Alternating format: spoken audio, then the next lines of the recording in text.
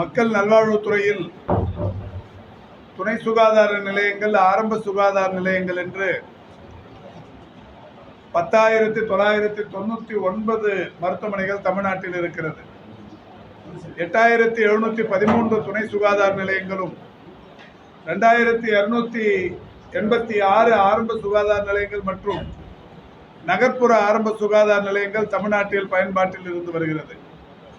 இதில் ஏறத்தாழ 2,500 மருத்துவமனை கட்டிடங்கள் வாடகை கட்டிடங்களிலும், பல்வேறு கட்டிடங்கள் பயன்படுத்த முடியாத நிலையில், சிதிலமடைந்த நிலையிலும் இருந்து வருகிறது. மாண்புமிகு தமிழ்நாட்டின் முதல்வர் அவர்கள் ஆட்சி பொறுப்பேற்ற நாளிலிருந்து தொடர்ந்து கடந்த 3 ஆண்டுகளாக ஒவ்வொரு ஆண்டும் அந்த ஒன்றிய அரசின் 15வது நிதி ஆணையம் போன்ற பல்வேறு ஆணையங்களின் மூலமாக பெறப்படுகிற நிதியிலிருந்து தொடர்ந்து புதிய கட்டிடங்கள் கட்டப்பட்டு மக்களின் பயன்பாட்டிற்கு திறந்து விடப்பட்டு கொண்டிருக்கிறது. அந்த வகையில் இன்று காலை ராமநாதபுரம் மாவட்டத்தில் மாண்புமிகு பிற்படுத்தப்பட்டோர் துறை அமைச்சர் அவர்களும் பங்கேற்ற ஒரு நிகழ்வில் 19 கட்டிடங்கள் காலை 12 மணிக்கு பார்த்திபனூர் என்கின்ற ஊரில் திறந்து வைக்கப்பட்டது. அந்த வகையில் இன்றைக்கு மதுரை மாவட்டத்தில் 5 கட்டிடங்கள் 1,60,60,000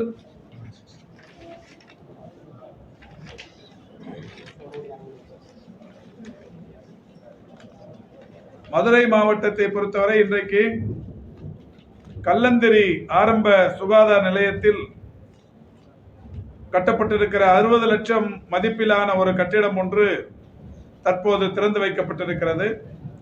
இந்த நிகழ்வின் மூலம் சக்குடி என்கின்ற பகுதியில் கட்டப்பட்ட ஒரு துணை சுகாதார நிலையமும், டி ஆண்டிப்பட்டி என்கின்ற பகுதியில் கட்டப்பட்ட ஒரு துணை சுகாதார நிலையமும், வெள்ளரிப்பட்டி என்கின்ற இடத்தில் கட்டப்பட்ட இன்னொரு சுகாதார நிலையமும், உச்சப்பட்டி என்கின்ற இடத்தில் கட்டப்பட்ட ஒரு துணை சுகாதார நிலையமும் ஆக 4 துணை சுகாதார நிலையங்கள், ஒரு ஆரம்ப சுகாதார நிலையத்திற்கு தேவையான கட்டிடம் என்று 6 இடங்களுக்குரிய கட்டிடங்கள் தற்போது திறந்து வைக்கப்பட்டிருக்கிறது.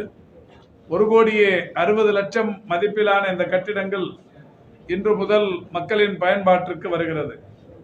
மதுரையை பொறுத்தவரை இது மட்டுமல்லாது ஏராளமான பணிகள் மக்கள் நல்வாழ்வுத்துறையின் சார்பில் நடைபெற்றுக் கொண்டிருக்கிறது. மாண்புமிகு அமைச்சர்கள், மரியாதைக்குரிய வணிக வரித்துறை அமைச்சர் அவர்கள் தொடர்ந்து மாண்புமிகு தமிழ்நாட்டின் முதலமைச்சர் அவரிடத்தில் வைக்கிற கோரிக்கைகள் ஏற்கப்பட்டு இன்றைக்கு மதுரை மாவட்டத்தை சுற்றி குறிப்பாக எல்லா இடங்களிலும் புதிய மருத்துவத்துறைக்கு சம்பந்தமான கட்டிடங்கள் இன்றைக்கு தொடர்ச்சியாக கட்டப்பட்டு வருகிறது. அந்த வகையில் மதுரை மருத்துவக் கல்லூரி மருத்துவமனையில், ராஜாஜி மருத்துவமனையில் 20 கோடி ரூபாய் செலவில் குழந்தைகள் நலம் மற்றும் ஆராய்ச்சி மைய கட்டிடம் ஒன்று கட்டும் பணிகள் நடைபெற்றுக் கொண்டிருக்கிறது. அதேபோல் இந்த வார்டு கட்டிடப்பணி மற்றும் கழிவுநீர் சுத்திகரிப்பு கட்டிடம் ஒன்று 3,60,00,000 செலவில் கட்டும் பணிகள் நடைபெற்றுக் கொண்டிருக்கிறது. மேலூரில் அரசு மருத்துவமனையை கூடுதலாக ஒரு 60 படுக்கைகள் கொண்ட அவசரகால தீவிர சிகிச்சை பிரிவு கட்டிடம் ஒன்று 9,21,00,000 ரூபாய் செலவில் கட்டும் பணி நடைபெற்றுக் கொண்டிருக்கிறது. ஏறத்தாழ 90% பணிகள் நடைபெற்றிருக்கிறது. பணிகள் முழுமையுற்றவுடன் விரைந்து திறந்து வைக்கப்படவிருக்கிறது. அதேபோல் 50 படுக்கைகள் கொண்ட தீவிர சிகிச்சை பிரிவு கட்டிடம் ஒன்றும் அதே மேலூர் அரசு மருத்துவமனையில் 20 கோடி ரூபாய் செலவில் கட்டப்பட்டு வருகிறது. அது தற்போது தரை தளம் மற்றும் 4 தளங்களுடன் கூடிய அந்த கட்டிடம் 60% பணிகள் முடிவுற்றிருக்கிறது. அந்த பணிகளும் வேகமாக நடைபெற்றுக் கொண்டிருக்கிறது. அதேபோல் உசிலம்பட்டியில் ஒரு ஒருங்கிணைந்த ஆய்வக கட்டிடம் ஒன்று 1 கோடி ரூபாய் செலவில் கட்டப்பட்டுக் கொண்டிருக்கிறது. இப்படி பல்வேறு பணிகள், குறிப்பாக ஆரம்ப சுகாதார நிலையங்களை பொறுத்தவரை சமயநல்லூர், செக்கானூரணி, அதேபோல் கச்சக்கட்டி, அலங்காநல்லூர், தும்மக்குண்டு, விக்கிரமங்கலம், மில்கேட், மேலக்கல் போன்ற பகுதிகளில் ஆரம்ப சுகாதார நிலையங்களுக்கு தேவையான புதிய கட்டிடங்கள் கட்டும் பணிகள் நடைபெற்றுக் கொண்டிருக்கிறது. துணை சுகாதார நிலையங்களை பொறுத்தவரை கருப்பாயூர் அணி, ஆத்தங்கரைப்பட்டி, அம்பலத்தடி, பெருங்குடி, புளியங்குளம் ஆகிய பகுதிகளில் துணை சுகாதார நிலையத்திற்கு தேவையான கட்டிடங்கள் கட்டும் பணிகள் நடைபெற்றுக் கொண்டிருக்கிறது. ஆக ஆரம்ப சுகாதார நிலையங்களுக்கும் துணை சுகாதார நிலையங்களுக்குமான கட்டிடங்கள் 18 என்கின்ற வகையில் இந்த பணிகள் நடைபெற்றுக் கொண்டிருக்கிறது. ஆக மதுரையை பொறுத்தவரை ஒரு 66 கோடியே 86 லட்சம் ரூபாய் செலவில் 18 கட்டிட பணிகள் தற்போதும் நடைபெற்றுக் கொண்டிருக்கிறது. மாண்புமிகு தமிழ்நாட்டின் முதலமைச்சர் அவர்கள் கடந்த ஆண்டு ஜூன் திங்கள் 6ஆம் தேதி 500 நகர்ப்புற நலவாழ்வு மையங்களை சென்னையிலிருந்து காணொலி வாயிலாக திறந்து வைத்தார்கள். அதில் 21 மாநகராட்சிகள், 63 நகராட்சிகளுக்கென்று 708 மருத்துவமனைகள் கட்டப்படும் என்று அறிவிக்கப்பட்டு அதில் 500 ஒரே நாளில் மாண்புமிகு முதல்வர் அவர்களால் திறந்து வைக்கப்பட்டது.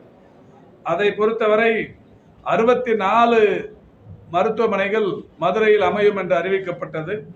அந்த வகையில் மதுரை மாநகராட்சியில் 62ம், திருமங்கலம் நகராட்சியில் 1ம், மேலூர் நகராட்சியில் 1மாக 64 நகர்ப்புற நலவாழ்வு மையங்கள் அறிவிக்கப்பட்டது.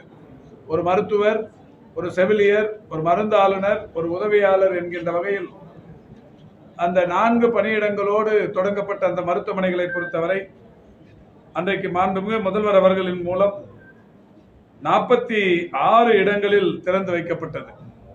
மதுரை மாநகராட்சிக்குட்பட்ட இடங்களில் 45ம், திருமங்கலம் நகராட்சியில் 1மாக திறந்து வைக்கப்பட்டிருக்கிறது. மீதம் இருக்கிற 18 இடங்கள் மதுரையை பொறுத்தவரை மிக விரைவில் திறந்து வைக்கப்படவிருக்கிறது. எல்லா இடங்களிலும் கட்டிடப் பணிகள் முடிவுற்றிருக்கிறது. மருத்துவர்கள், அது சம்பந்தமான மருத்துவம் சம்பந்தப்பட்ட களப்பணியாளர்களை டிஸ்ட்ரிக்ட் ஹெல்த் சொசைட்டி என்று சொல்லப்படுகிற மாவட்ட ஆட்சித்தலைவர் தலைமையிலான அந்த நிர்வாகம் பணியில் அமர்த்துவதற்கு அரசாணைக்காக காத்திருக்கிறோம். மிக விரைவில் அந்த பணியிடங்களும் நிரப்பப்பட்டதற்கு பிறகு மதுரையை பொறுத்தவரை இன்னமும் 18 இடங்களில் அந்த நகர்ப்புற நலவாழ்வு மையங்கள் கூடுதலாக மதுரையில் திறந்து வைக்கப்படவிருக்கிறது. இதோடு மட்டுமல்லாது மாண்புமிகு வணிக வரித்துறை அமைச்சர் அவர்கள் ஒரு தனது தொகுதிக்குட்பட்ட ஆலங்குளம் என்கின்ற பகுதியில் புதிய ஆரம்ப சுகாதார நிலையம் ஒன்று வேண்டும் என்று மாண்புமிகு தமிழ்நாட்டின் முதலமைச்சரிடத்தில் கோரிக்கை வைத்து அந்த வகையில் நகர்ப்புற ஆரம்ப சுகாதார நிலையம் ஒன்று புதிதாக கட்டும் பணி நடைபெற்றுக் கொண்டிருக்கிறது. மிக விரைவில் அதுவும் பயன்பாட்டுக்கு வரவிருக்கிறது.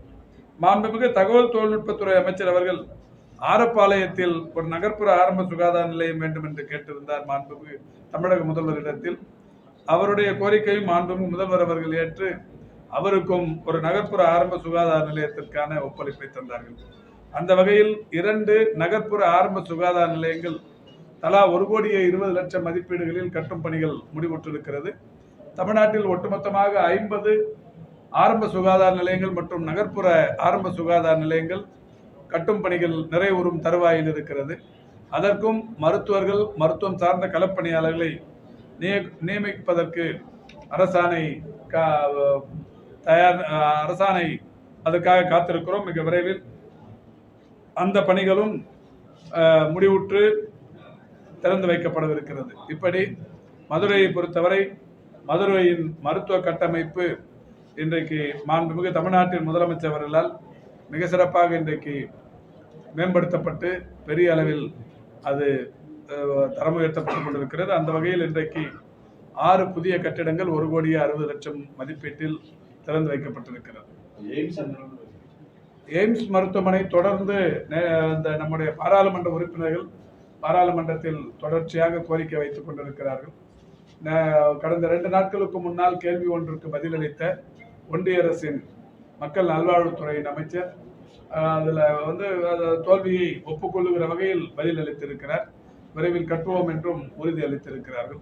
மிக விரைவில் மாண்புமிகு தமிழ்நாட்டின் முதலமைச்சர் அவருடைய வழிகாட்டுதலை பெற்று நானும் துறையின் செயலாளரும் ஒன்றிய அரசின் புதிய மக்கள் நல்வாழ்வுத்துறை அமைச்சரை சந்தித்து மீண்டும் எய்ம்ஸ் சம்பந்தமான கோரிக்கையை வைக்கவிருக்கிறோம்.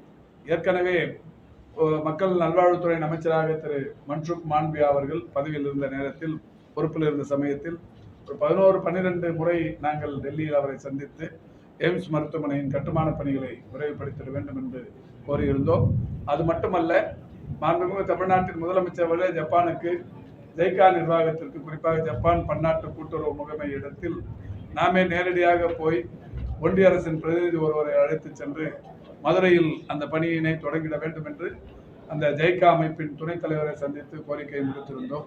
அவர்களும் கூட படிப்படியாக இங்கே பிராகிரஸை காட்டினால் நிதி ஒதுக்க அவர்களும் தயார் என்று சொல்லியிருக்கிறார்கள். இந்த தகவல் ஒன்றிய அரசின் இன்றைய புதிய அமைச்சருக்கு தெரிவித்து விரைந்து கட்ட நடவடிக்கை எடுக்க வலியுறுத்துவோம். உங்களுக்கு நம்பிக்கை இருக்கா? பொறுத்தவரை குறிப்பாக மற்ற இடங்களில் கட்டப்படுகிற அந்த எய்ம்ஸ் மருத்துவமனைகளுக்கு நிதி ஒதுக்கீடு என்பது ஒன்றிய அரசின் நிதி ஒதுக்கீடு. அன்றைக்கு திரு எடப்பாடி பழனிசாமி அவர்கள் முதலமைச்சராக இருந்தபோது இதற்கு நிதி ஒதுக்கீடு என்பது ஜப்பான் கூட்டுறவு பன்னாட்டு முகமை இடத்தில் என்று அறிவித்தார்கள். அப்போதே தமிழ்நாடு அரசு விழித்து கொண்டு எல்லா மாநிலங்களிலும் கட்டப்படுகிற எய்ம்ஸ் மருத்துவமனைக்கு ஒன்றிய அரசின் நிதி ஆதாரம் தருகிற போது இதற்கு மட்டும் ஜப்பானை கை காட்டுகிறீர்களே என்று சொல்லி அதை தவிர்த்து ஒன்றிய அரசின் நிதி ஆதாரத்தை பெற்றிருப்பார் என்று சொன்னால் இந்நேரம் அந்த பணி முடித்து மக்களின் பயன்பாட்டிற்காக வந்திருக்கும்.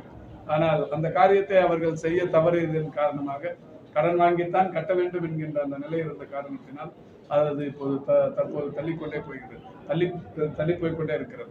இந்த நிலையில்தான் கடந்த 3 ஆண்டுகளாக மாண்புமிகு தமிழ்நாட்டின் முதலமைச்சர் அவர்கள் ஒன்றிய அரசின் சார்பில் எய்ம்ஸ் கல்லூரியில் ஒரு 50 மாணவர்கள் ஆண்டொன்றுக்கு புதிதாக சேர்க்க வேண்டும் என்கின்ற நிலை வந்தபோது நாம் எந்த சந்தர்ப்பத்தை பயன்படுத்தியாவது மாணவர்களை சேர்த்தாலாவது அந்த கட்டிடத்தை கட்டுவார்கள் என்கின்ற வகையில் தான் தமிழ்நாடு அரசு, குறிப்பாக மாண்புமிகு தமிழ்நாட்டின் முதல்வர் அவர்கள் ஒப்புக்கொண்டு அந்த மாணவர்கள் ராமநாதபுரம் மருத்துவக் கல்லூரியில் படித்துக் கொண்டிருக்கிறார்கள். தமிழ்நாடு அரசின் மருத்துவக் கல்லூரியில் எய்ம்ஸ் மாணவர்கள் படித்துக் கொண்டிருக்கிறார்கள். 4வது ஆண்டுக்கான அட்மிஷன் தற்போது நடைபெறவிருக்கிறது. 19ஆம் தேதி மெரிட் லிஸ்டுக்கு பிறகு ஒரு 50 மாணவர்கள் சேர்க்கப்படவிருக்கிறார்கள். இந்த நிலை இருந்து கொண்டிருக்கிறது.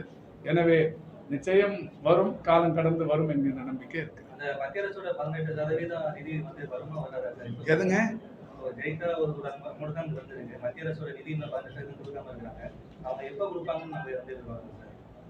அது சம்பந்தமா மாண்புமிகு தமிழ்நாட்டின் முதலமைச்சருடைய வழிகாட்டுதலை பெற்று ஒன்றிய அரசின் மக்கள் நல்வாழ்வுத்துறையை சந்திக்கவிருக்கிறோம். சந்தித்ததற்கு பிறகு அவர்கள் எந்த மாதிரியான ஒரு திட்டத்தை வைத்திருக்கிறார்கள் என்பது பிறகுதான் தெரிய வரும். அது தெரிந்ததற்கு பிறகு உங்களிடத்தில் தெரியும்.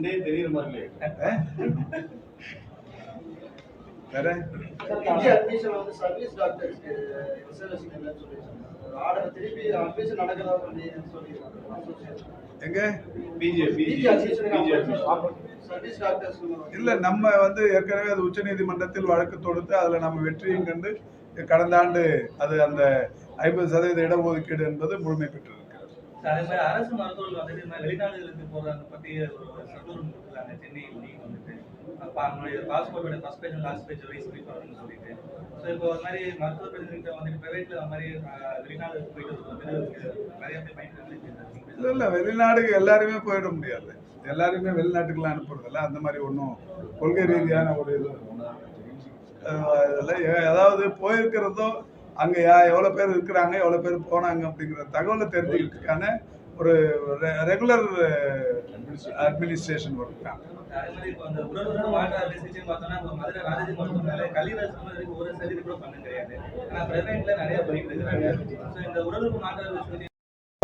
உடல் உறுப்பு மாற்று அறுவை சிகிச்சைகள் என்பது உடல் உறுப்பு தானம் செய்வதற்கு முதல்ல முன் வரணும். இப்போ அதுக்கான எல்லா ஹாஸ்பிட்டலுக்குமே நம்ம லைசன்ஸ் கொடுத்துருக்குறோம். முதல்ல நிறைய லைசன்ஸ் இல்லாமல் இருந்தது. இப்போ எல்லா மருத்துவமனைகளுக்கும் லைசன்ஸ் கொடுத்துருக்குறோம். அதாவது ஆர்கன் ஹார்வெஸ்ட் லைசன்ஸுங்கிறது அது இப்போ எல்லா மருத்துவமனைகளுக்கும் தரப்பட்டிருக்கிறது. இப்போ பெரும்பகுதியாக தர்மபுரி மாதிரியான ஒரு சின்ன மாவட்டங்களில் கூட அந்த உடல் உறுப்பு தானம் செய்வதில் ஒரு பெரிய விழிப்புணர்வு ஏற்பட்டிருக்கிறது. மாண்புமிகு தமிழ்நாட்டின் முதலமைச்சர் அவர்கள் கடந்த ஆண்டு செப்டம்பர் திங்களில் உடல் உறுப்பு தானவர்களுக்கு அரசு மரியாதை செலுத்தப்படும் என்கிற ஒரு அறிவிப்பு வெளியிட்டதற்கு பிறகு இந்த ஆண்டு இதுவரையே 200 தாண்டி, அந்த அறிவிப்பு பிறகு 225 தாண்டி இருக்கு அந்த அரசு மரியாதை செலுத்தியது என்பது.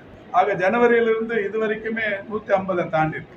ஒரு 150 160 வரும்போது இந்தியாவிலேயே ஃபர்ஸ்ட் ஸ்டேட் வருவோம். இந்த ஆண்டு யாரும் அசைக்க முடியாத இடத்திற்கு நாம் வரத்துக்கு காரணம் இந்த உடல் உறுப்பு தானம் செய்தவர்களுக்கு அரசு மரியாதை என்கின்ற அறிவிப்புக்கு பிறகு ஏற்பட்டிருக்கிற விழிப்புணர்வு. நிச்சயம் அது மதுரையிலையும் கூடணுங்கிறது எங்களுடைய விருப்பம். இது சம்பந்தமா ஏற்கனவே மதுரையில் இருக்கிற முதல்வர் உள்ளிட்ட அலுவலர்களோடு பேசியிருக்கிறோம். ஒன்று கன்வின்ஸ் பண்ணணும், இறந்தவங்க மூளைச்சாவு அடைந்தவர்களிடத்தில் அவங்களோட ஒப்புதலை பெற வேண்டும். அது மாதிரி ஒப்புதலை பெறுவதற்கு அவர்களிடத்தில் பேசி தான் அந்த அந்த நிலை இருக்கிறது. மற்றபடி சட்டப்பூர்வமாக அவங்க கையில் இருந்து ஹார்வெஸ்ட் பண்ணுறதுக்கான லைசன்ஸ் அந்த மாதிரி எந்த தடங்களும் இல்லை. அதனால் நீங்களும் கூட இந்த விழிப்புணர்வு ஏற்படுத்துகிற முயற்சிக்கு நீங்களும் இங்கிருந்து உறுதுணையாக இருக்க வேண்டும் என்று இல்லை, எல்லாருக்கும் கொடுத்துருக்குங்க.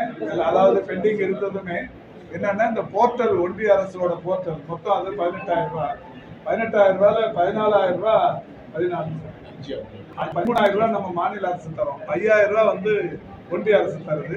அவங்க அந்த 5,000 ரூபாய் கொடுக்குறப்ப அந்த போர்ட்டலில் அவங்க லிஸ்ட்டு அப்லோட் பண்ணுறதுல ஏற்பட்ட குழப்பம் ஒரு 2-3 வருஷமாக நீடிச்சது. இப்போ அது படிப்படியாக நீங்கி எல்லாருக்குமே கொடுத்துருக்காங்க.